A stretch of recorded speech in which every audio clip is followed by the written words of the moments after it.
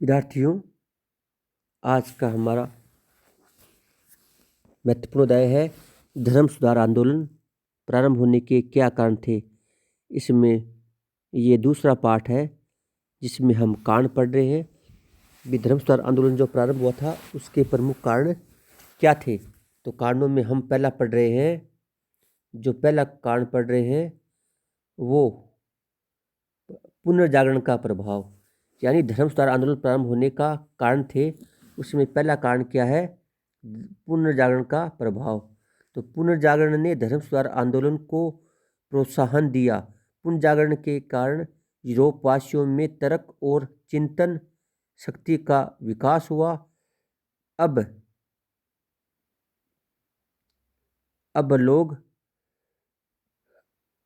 लोग भी बाइबल का अध्ययन करने लगे और धर्म के सच्चे अर्थ को समझने लगे। यानी जो पुनर्जागरण था, पुनर्जागरण का प्रभाव धर्म सुधार आंदोलन पर पड़ता है, जिसके कारण जनता में तर्क और शक्ति और चिंतन का विकास हुआ और लोग खुद बाइबल का अध्ययन कर जो कैथोलिक धर्म था उसका यानी अध्ययन करने लगे और अर्थ समझने लगे।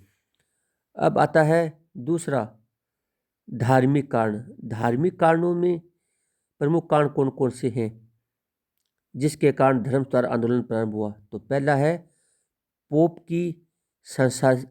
की सांसारिकता एवं विलासप्रियता। पहला कारण है पोप की सांसारिकता और विलासप्रियता। पोप अपने कर्तव्यों को भूल गए थे और वे अनैतिक और विलासप्रिय जीवन व्यतीत करते थे। यानी धर्म सुधार आंदोलन प्रारंभ होने का कारण था जो पोप था, वो पोप जो जो ईसाई जगत का सबसे बड़ा धर्मगुरु माना जाता था, वो अपने कर्तव्यों को भूल गए और वो अनैतिक और विलासप्रिय जीवन व्यतीत करते थे। इसके कारण जो कैथोलिक धर्म था उसे जनता का जो यूरोप की जनता थी उनका मोह भंग होता गया। अगला था पादरियों की अनैतिकता। तो धर्म सुधार आंदोलन प्रारंभ होने का तो धार्मिक कारणों में दूसरा कारण है वह पादरियों की अनैतिकता। यानी पोप की तरह पादरी भी विलासप्रिय जीवन व्यतीत करते थे। जो पादरी जनता से अनेक प्रकार के कर वसूलते थे और इस धन का प्रयोग अपने जीवन को सुखी बनाने में करते थे।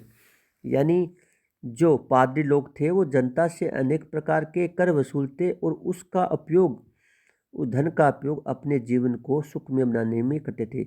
इस प्रकार पोप की तरह जो पादरी थे उनका जो विलासप्रिय जो जीवन था उसके कारण जो कैथोलिक जो धर्म था उससे जनता का धीरे धीरे मोह भंग होता गया।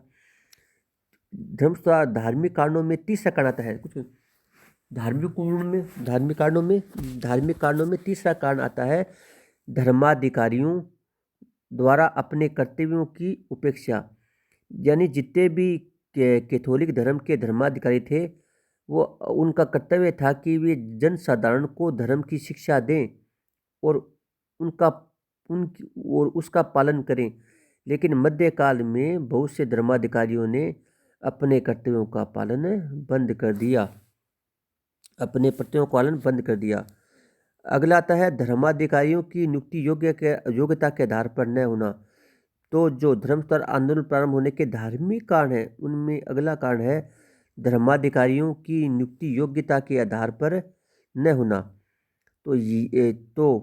तो धर्माधिकारियों का पद धन देकर प्राप्त किया जा सकता था, अतः धनी व्यक्ति अपने धन के बल पर इस पद को प्राप्त कर सकते थे। इस प्रकार जब किसी धर्म के धर्माधिकारियों की नियुक्ति ही धन के बल पे होने लगे तो उस धर्म का अधिक समय तक सही तरीके से उसकी मान्यता या अधिक समय तक वह लोकप्रिय नहीं रह सकता। इस प्रकार हम देखते हैं कि आज के अध्याय में हम देखते हैं कि जो धर्म सुधार आंदोलन था उसके प्रारंभ होने के जो कारण पढ़े हैं हमने। तो पहला पढ़ा है पुनर्जागरण का प्रभाव। तो जैसे आपको पता होगा भी पुनर्जागरण ने धर्म सुधार आंदोलन को प्रोत्साहित किया। उसके बाद में अगला हमारा दूसरा जो पॉइंट है वह है धार्मिक कारण। तो किन धार्मिक कारणों के कारण धर्म सुधार आंदोलन प्रारंभ हुआ, उनमें पहला है पोप की सांसारिकता एवं विलासप्रता, दूसरा है पादरियों की अनैतिकता, और तीसरा है धर्माधिकारियों द्वारा अपने कर्तव्यों की उपेक्षा, और चौथा है धर्माधिकारियों की नियुक्ति योग्यता के आधार पर न होना।